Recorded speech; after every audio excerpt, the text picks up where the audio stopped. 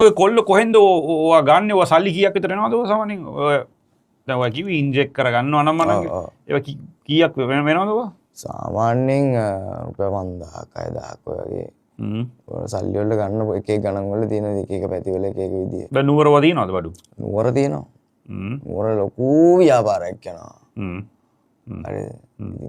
ඒ දේවල් නවත්තන්න පුළුවන් කට්ටිය ඒ ක්‍රියාමාර්ග ගන්න ඕන. ඒ මාත් කියන්නේ ගොඩාක් කොල්ල නැති වෙනවා මගේ මට බලන් ඉන්න බෑ මම ඒක ට්‍රැක් එක රෙකෝඩ් කරනවා ට්‍රැක් එක කරනවා. මේකෙන් කොහොම හරි කොල්ලෝ ගලව ගන්නවා. ගලවගෙන ඉල්ල සින්දු ටිකක් කරන්න. ඒතකොට හරි ඔය පවුනේ අපේ නැත්තම් අපේ කොල්ලෝ ජෙනරේෂන් එක. ඔව්. මාත් ගොඩාක් ප්‍රශ්න මුහුණ දීලා තියෙනවා ජීවිතේ. මොනවද මුහුණ දුන්නේ? මේ ගොඩක් දැක්කේ අම්මයි කඳුළු. අම්මයි කඳුළු තමයි ගොඩක් දැක්කේ.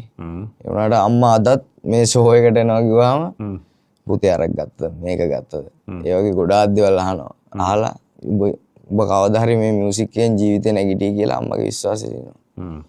දන්නවා. දැන් උඹ අනම්මනම් ගහලා ගෙදර යනකොට අම්මා මොකද කියන්නේ අම්මා දකින්නවට?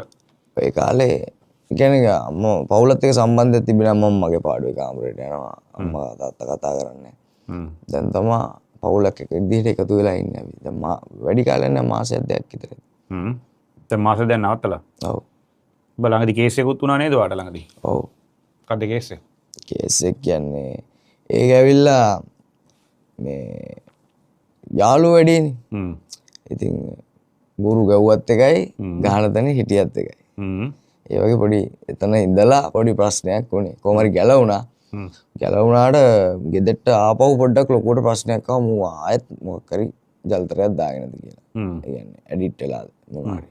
ඊට පස්සේ මම ආපහු අර ඒක අමතක කළා ටික දවසක් ඒ සාමාන්‍ය විදිහට ඇදගෙන ගියා ගෙදර.